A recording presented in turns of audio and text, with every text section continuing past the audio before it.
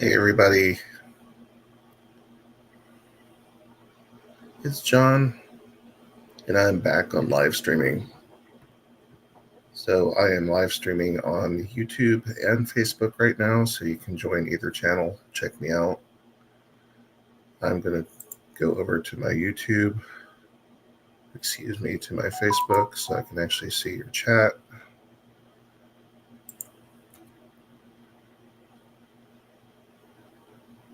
There I am.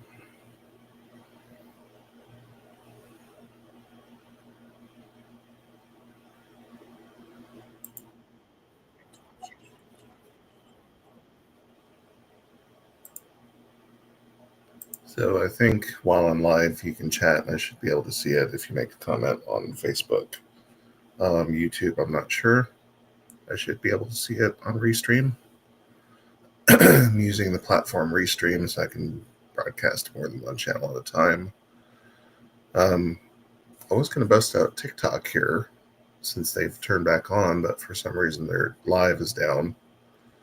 So hopefully that'll be fixed soon. And I've got Twitch again, but I cannot stream to more than 2 services at a time without paying. So I'm too cheap right now. So if we get a bunch of subscribers or for some reason, then yeah, maybe I'll pay for it and you all can watch me on Twitch too. I don't have any video games to play, so Twitch is pretty much a live video game platform. So you can play along with people or just be a voyeur and watch people play video games all day. So what are we going to talk about today? I don't know if I want to talk about politics. I'm trying to ignore it for the next day or two. So let's talk about real estate. So, as you know, I am a licensed realtor in both Texas and North Carolina. Texas, I'm with Texas Pride Realty Group, Home Smart Stars, and in North Carolina with Worth Clark Realty. Say that 3 times fast. So I'm going to go over to hopefully share my screen here momentarily with you and show you some things. Let's start out with Texas, since I know there's several of you on my Facebook that are still in Texas.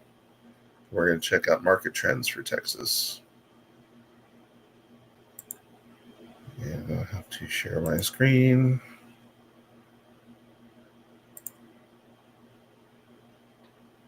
Do the entire screen so you all can see what's going on. There's our infinite loop now. All right. Let's take a look at the market trends for North Texas. And we are going to look at, this is the entire MLS, which is a very large area. So I'm not going to go over that with you because it has multiple counties. I'll try and do the 4 major counties on here. Let's do Dallas County, Tarrant County, Denton County, and Collin County. And hopefully you all can hear me well too. I don't have a separate microphone right now. I'm using the laptop mic.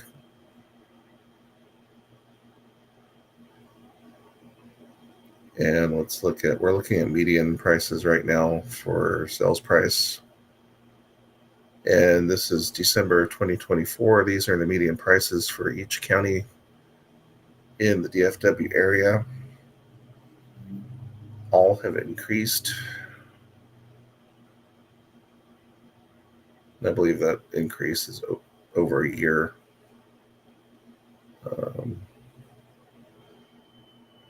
Maybe not.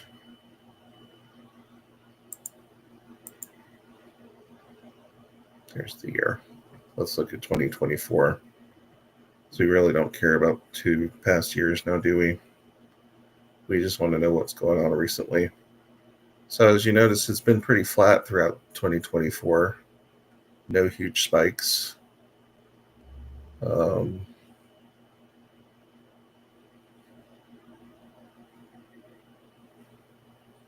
You go back to January of,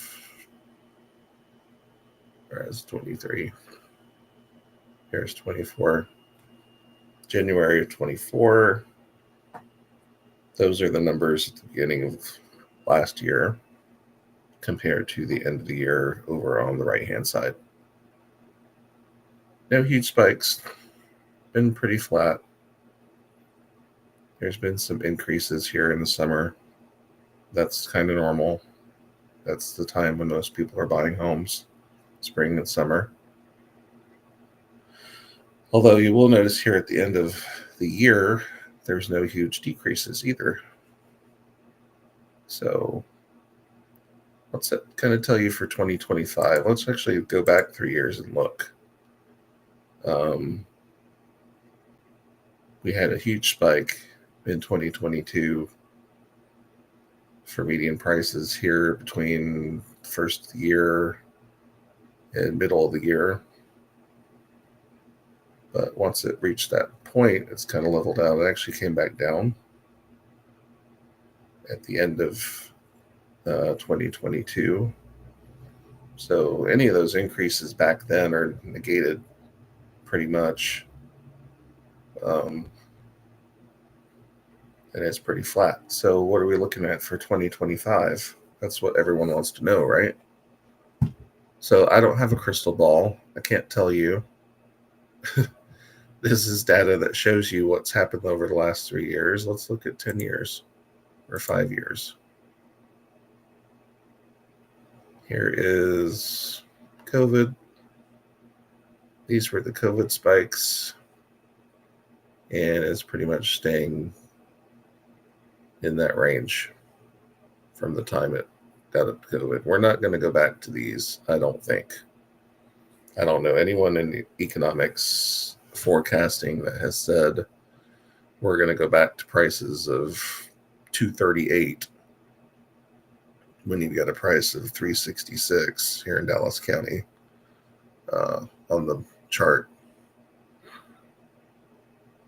So don't expect anything to go down too much in 2025. If it goes down at all, you can see the upward trend.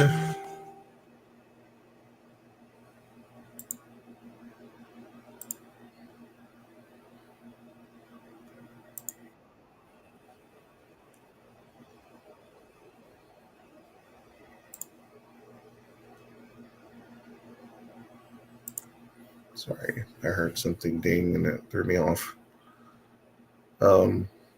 My phone is on a stand right now, so it shook the desk because I was going to live stream TikTok and can't right now, as you heard earlier. So here's partly why these prices are not going to go down. Here's month supply. Supply has been steadily low for the entire period of over the last 5 years. The lowest point came in 2022. That was when the huge spikes in price occurred. And generally with these spikes, you can tell an inversion of the graph compared to sales price. Notice the difference. The more supply there is, the less demand there is. The less demand there is, the prices go down. This is simple supply and demand economics. There's nothing tricky to it. But when we've only got 3 months supply still on the market today, there's not enough homes to resell. That means prices are not going to go down. If anything, they're going to come up the more this goes down. And in the last quarter of 2024, it's actually decreased as many homes that are on the market. So what does that tell you to do here in 2025 if you're looking to purchase a home? Don't sit here and try and time the market. If you time the market, great, good for you. You did wonderful. You're 1 in a million. You have the best forecasting abilities of anybody. But if you want to buy a home, I would buy it as soon as you want to buy it. You're not going to get any better deal one way or the other. Now, the way to get good deals, you can get with your real estate agent and see what is being sold around in the neighborhood that you're looking at. Compare each home to each one that has sold. Maybe you can knock something off the price. There is a lot of dwell time still, even if there's this much supply left. Let me get this out of the way and we'll look at days on market.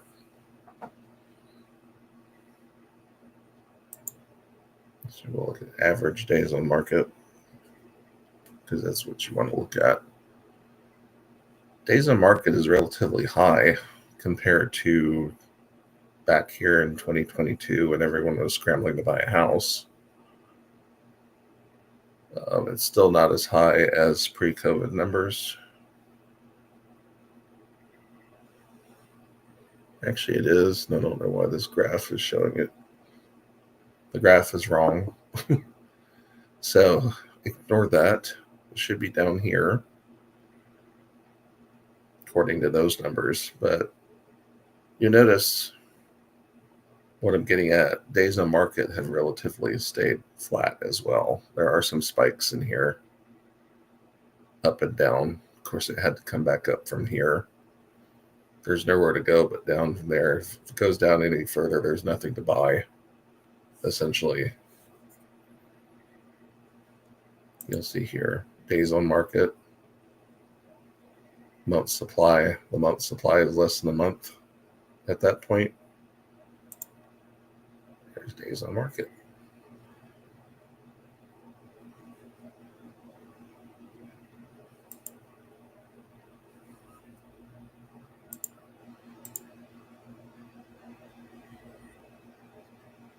You know what? Now that I'm looking at it,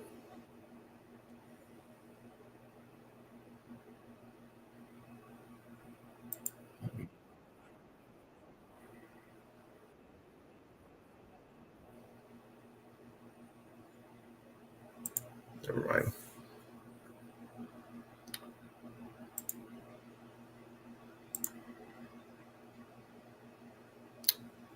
So your days on market are fairly high. This can get you people who are willing to come down in price, some who want to sell their home quickly. If they're sitting on the market for 2 months, maybe they don't want to sit on the market that long and want to get going. And you could have some advantage to yourself as well as a buyer. So it's pretty much going to be the same thing in North Carolina. Let's show you North Carolina. Look at the triad where I currently live.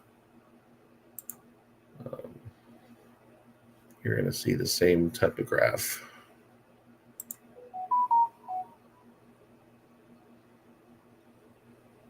We'll look at Guilford County and Forsyth County, if I could spell. Yeah, we'll throw in, I always throw in Rockingham County, which is north of here, and gives a little difference in graph, mainly because Rockingham County is more rural.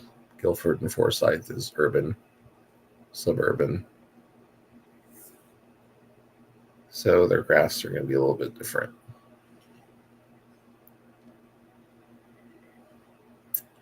But as you can see here, same thing. This is going back 3 years. Let's change it to 5.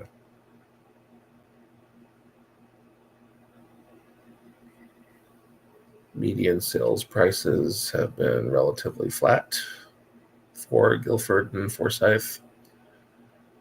For those not familiar, Guilford County is where Greensboro is. Forsyth County is where Winston-Salem is. Rockingham is north of Guilford County. And actually, at this point in the year, they are almost converging as far as median sales prices. Rockingham County has come up.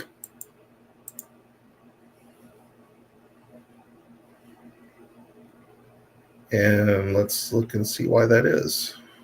How many days on the market is the average right now? Not very much in Rockingham County anymore. Although I tend to think this is not correct. The data is probably way off here. There's no way it changed that amount of time. However, and there's no data for Rockingham showing on here now. I can show you all graphics with Rockingham County, so let's just go ahead and take Rockingham County off. For some reason the data is not working correctly. But you'll see here days on market, both at 16. There were some spikes, but not by much. It's been pretty flat throughout. Again, same thing back here during COVID times, very low days on market. Median sales prices began to climb.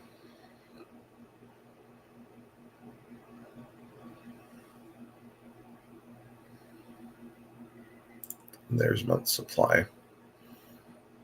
Month supply has increased, but not by much. It's still only 2, which correlates to the low days on market here.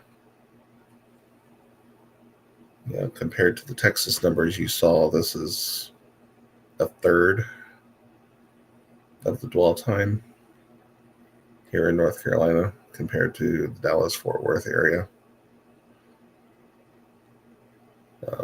But prices have not really caught up to the low times. It's been pretty steady, as you can see, throughout the last 2 years, which relatively, compared to many markets, is affordable still. That's why there's a lot of people moving here looking for jobs. Moving here because the real estate is still cheap-ish. And if you go outside the counties surrounding the metro area, we'll not look at Rockingham, obviously, since something screwed up that one. We'll look at Davidson, which is south of here. Even cheaper. And it's not like it's that far of a commute between these counties that are next to each other. It's not like driving around Texas.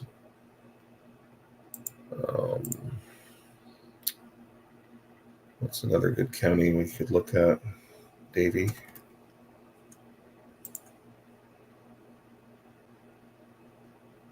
Davie County is actually more expensive. But you're going to see that it's a lot less homes. That's the number of closed sales for each of the counties. Closed sales in Forsyth have gone up 26%.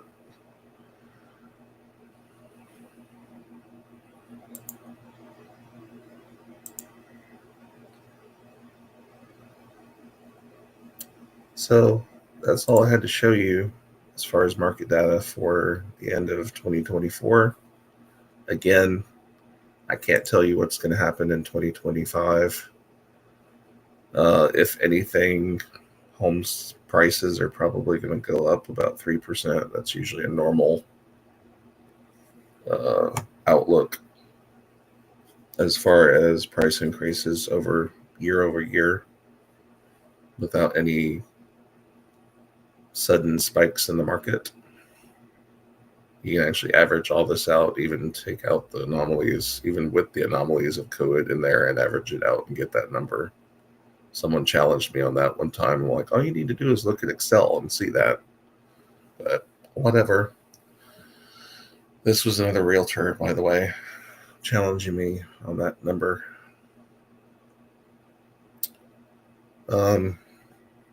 So yeah, we're done talking about real estate for now. And I will end it at that. And if anyone has any questions, feel free to hit me up on social or email me, johntarhill76@gmail.com. And I will talk to you all soon. Bye.